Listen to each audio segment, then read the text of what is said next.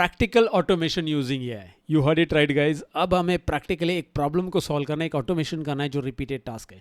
अब क्या है, मैं आपको एक प्रॉब्लम समझा देता हूँ। अगर आप एक डेटा एनालिस्ट हो, पावर बीआई कभी आपने सीखा है तो आपको पता होगा भाई यार ये सिनेरियो क्या है। पावर बीआई के अंदर मुझे मल्टीपल सीएसवी जब भी इंपोर्ट करने होते हैं तो इशू क्या होता है, एक बार इशू समझ लीजिए, फिर हम इसे पाइथन की मदद से कैसे सॉल्व कर रहे हैं मैं आपको बताऊंगा, right.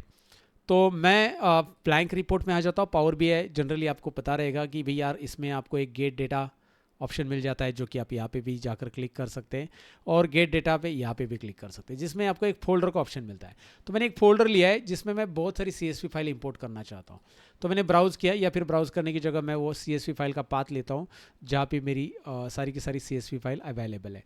So yes, this is my CSV file जहाँ पे सारी सीएसवी, तो ये सारी सीएसवी जो है ना, ये डेटा है बेसिकली एक प्रकार का, जो कि मैं पावर बीआई में लेना चाहता हूँ, जिसमें मैं एनालिसिस करना चाहता हूँ टेबल से इसमें अलग अलग, और एक ही पर्टिकुलर सेगमेंट से रिलेटेड डेटा। मतलब ये एक बेसिकली पेंटिंग से रिलेटेड डेटा है, अलग अलग म्यूजियम में जो पेंटिंग रखे गए उनके आर्टिस्ट का डिटेल्स है और सब कुछ है। तो ये इनको इंटरलिंक करना है, मुझे मॉडलिंग करना है डेटा का, और तब जाके मैं इसके ऊपर एनालिसिस करता हूँ। लेकिन सारे टेबल मैं एक साथ लेना चाहता हूँ, तो मैं यहाँ पे पाथ पेस्ट करूँगा, राइट। पावर बीआई के अंदर हम पावर बीआई नहीं सीख रहे, पहले मैं एक प्रॉब्लम समझा रहा हूँ। पावर बीआई के अंदर पाथ पेस्ट करूँगा और ओके करूँगा। होता क्या है मैं आपको बताता हूँ। ये सारी फाइल्स बाइनरी फॉर्मेट में आती है, हम इसे ट्रांसफॉर्म डेटा में लेके जाते हैं, और ये सीएसवी फॉर्मेट में फाइल है, तो मुझे इसको एक्सट्रैक्ट करना पड़ता है। तो मुझे एक्सट्रैक्ट करने के लिए मैं रिमूव अदर कॉलम्स करता हूँ, और इनको मैं एक ऐड कॉलम करके, कस्टम कॉलम करके एक्सट्रैक्ट कर देता हूँ। ये आपको नहीं करना है, बिल्कुल भी याद रखो, बस एक प्रॉब्लम समझा रहा हूँ कि प्रॉब्लम कहाँ पे आती है। अगर मेरे पास CSV डॉक्यूमेंट है तो CSV डॉट डॉक्यूमेंट, मैं इस कंटेंट को एक्सट्रैक्ट कर देता हूँ। Now I am able to see the content of each table. नीचे आप कंटेंट देख पाओगे, हालांकि आप इसे हेडर भी अप्लाई कर सकते हैं, सब कुछ कर सकते हैं, बट ये सारे टेबल अलग अलग होते हैं। और जब मैं इधर लोड करना चाहता हूँ इन टेबल को एक एक करके, तो मुझे करना क्या पड़ता है पता है, मैं यहाँ से एक्सपांड करूँगा, ये टेबल यहाँ पे आ गया पहला, अब दूसरा टेबल भी मुझे चाहिए, तो मुझे इसका डुप्लीकेट बनाना पड़ता है। और ऐसे मेरे पास 15-20 CSV है, तो इसको डुप्लीकेट करो, इसका नाम पहले इधर बदलो, आपका जो फाइल का नाम है वो जाकर देख लो क्या है, और फिर इसको पीछे जाकर, मतलब यहाँ पे इन स्टेप्स को अंडू करके, यहाँ पे अंडू करके, फिर यहाँ पे इसको एक्सपांड दूसरे टेबल को करो। तो पहले वाले में अलग टेबल एक्सपांड है, दूसरे वाले में अलग टेबल एक्सपांड है। ऐसे मुझे बार बार करना पड़ेगा, सारी CSV का नाम बदलना पड़ेगा। अगर आपके पास 15-20 CSV है तो it is going to be time consuming. तो प्रॉब्लम का सोल्यूशन क्या है, मतलब पावर बीआई में मुझे ये सारी CSV एक साथ लेनी नहीं आ रही, मतलब 15 CSV 20 CSV है, तो मुझे ये काम करना ही पड़ता है, कोई है ही नहीं है। मतलब if you check on YouTube videos and all, everybody says this one. एक दूसरा सोल्यूशन मैंने यहाँ पे फाइंड आउट किया, ये एक्चुअली प्रॉब्लम मेरे स्टूडेंट का ही था। दूसरा सोल्यूशन मैंने यहाँ पे फाइंड आउट किया कि अगर मैं इसे CSV की जगह, मैं CSV में इसे एक्सपोर्ट नहीं, मैं इसे एक्सेल को इंपोर्ट करूँगा, तो एक्सेल क्या करता है, हर सारे शीट को एक एक टेबल में कन्वर्ट करता है। आपको ऐसा करने की ज़रूरत नहीं होती है। सो मैं क्या करूँगा, पावर बीआई ऐसे चालू रखता हूँ, मैं इन सारे CSV को एक्सेल वर्कबुक में कन्वर्ट करना चाहता हूँ। मतलब एक ही वर्कबुक में, नॉट एक्सेल अलग अलग शीट नहीं होगी, एक ही वर्कबुक में एक्सेल के सारे शीट को एक ही वर्कबुक में डालना चाहता हूँ, जितनी भी शीट है। तो इसके लिए मुझे ऑटोमेशन की ज़रूरत है अब, क्योंकि एक एक शीट को ओपन करूँगा, कॉपी करूँगा, फिर एक्सेल का वर्कबुक को ओपन करूँगा, उसमें पेस्ट करूँगा, टाइम नहीं है अपने पास। यहाँ पे ज़्यादा भी शीट हो सकती है, और मेरे पास हमेशा CSV फाइल बहुत ज़्यादा आती है, तो क्या एक एक करना नहीं, टाइम पास हो जाएगा। So I am gonna write a prompt for this. तो ये प्रॉम्प्ट कैसे लिखूंगा, मैं सिंपल प्रॉम्प्ट लिख दूंगा। देखिए, प्रॉम्प्ट सीखना बहुत जरूरी है, और वही हम सीख रहे हैं।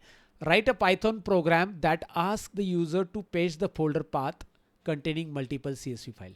मैंने बोला कि यार पाइथन प्रोग्राम मुझे एक लिखना है, लिखो आप, मतलब AI को बोलूँगा मैं, जहाँ पे फोल्डर पाथ मैं पेस्ट करना चाहूँगा जहाँ पे सभी CSV फाइल है।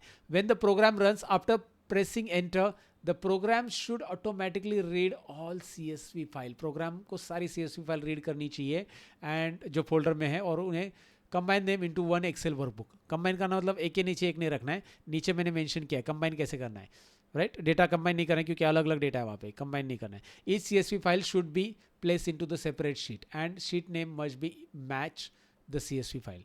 तो हर एक CSV फाइल सेपरेट में होनी चाहिए, और वो शीट नेम वही होना चाहिए जो CSV फाइल का है। The program should then save the Excel workbook in the same folder where the CSV files are located with the name of all CSV converted into sheet XLS। तो भाई यार आप इसे पढ़ लो, इस प्रॉम्प्ट को समझने की कोशिश करो। मैंने तो एक्सप्लेन किया मुझे करना क्या है, कि बाद में प्रोग्राम होना चाहिए, सेव होना चाहिए। Okay, right. So now let's go ahead. So allow me 1 minute to copy this prompt और मैं इसको पूछने वाला हूँ AI को. ओके, या here it is the prompt.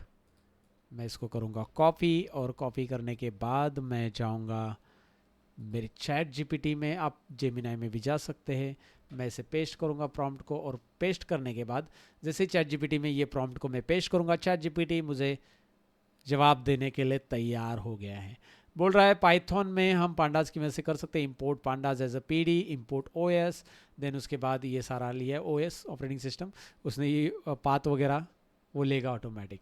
तो देखते चलो यार, कोड भी हो गया लेवल. क्या बात है, कुछ ही सेकेंड्स में हो गया. मेरे प्रॉब्लम का सोल्यूशन मिलने वाला है. Copy code. कॉपी कोड करने के बाद हमने ऑलरेडी एक फोल्डर बना दिया, एक सेपरेट फोल्डर बना दिया जहाँ पे एक फाइल बनाते हैं, उसमें CSV फाइल भी है. तो ये सेपरेट फोल्डर में ही रखो ताकि आपका कंफ्यूजन ज़्यादा ना बढ़े. तो मैं यहाँ पे ले देता हूँ नेक्स्ट फाइल का नाम लिया मैंने यहाँ पे AI automation .py. सो मैं इस कोड को पेस्ट कर देता हूँ जो कोड मैंने लिया है. अब कोड को एरर आ गया तो टेंशन लेने की ज़रूरत नहीं. कोड में एरर आ गया तो टेंशन इसलिए नहीं लेना क्योंकि हमारे पास AI है एंड मेरे पास CSV पाथ भी है. तो मैं पाथ को एक बार कॉपी करके रख देता हूँ. जो पाथ है इसको मुझे देना पड़ेगा ना, तो मैं इसको कॉपी करके रख देता हूँ. Now let's run this. Ctrl+Alt+N run कर रहा हूँ मैं.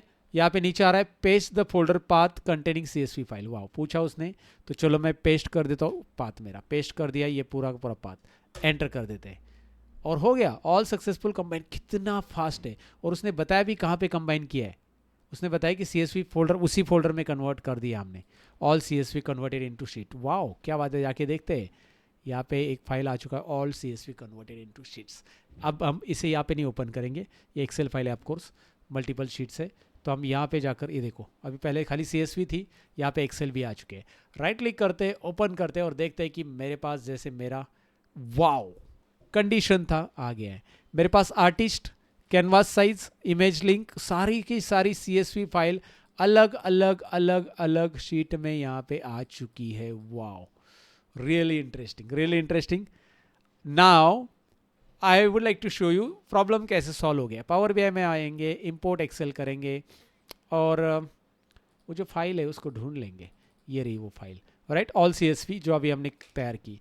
अब क्या होगा कि भैया यार मेरे पास सारी शीट्स अलग अलग टेबल में है, तो मुझे वो सारा झमेला नहीं करना पड़ेगा कि डुप्लीकेट करो शीट्स को, कुछ नहीं, क्योंकि वहाँ पे ये डेटा ट्रांसफॉर्म करना है तो ट्रांसफॉर्म करो, लोड करना है तो लोड करो. अब ये देखो पावर क्वेरी में आ गया, सब अलग अलग टेबल में आ चुका है. This is what I want.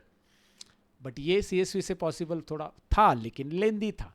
वही सॉल्यूशन हमने यहाँ पे किया है and that is what automation. तो ये बेसिकली पावर, AI की पावर आपको समझ में आए. कुछ ही सेकंड्स के अंदर आपको प्रोग्राम लिखने की ज़रूरत नहीं पड़ी. उसने क्या क्या लिखा है एक बार जाके चेक भी कर सकते हैं आप. आपको थोड़ा सा if you are enthusiastic, if you are curious to know about that कि भाई यार क्या किया है. पहले पाथ पूछा है, फोल्डर पाथ पूछा है, देन ये OS कहाँ पे क्यों यूज़ किया है, OS का पाथ रीड करने के लिए, विंडोज़ ऑपरेटिंग सिस्टम का पाथ रीड करने के लिए.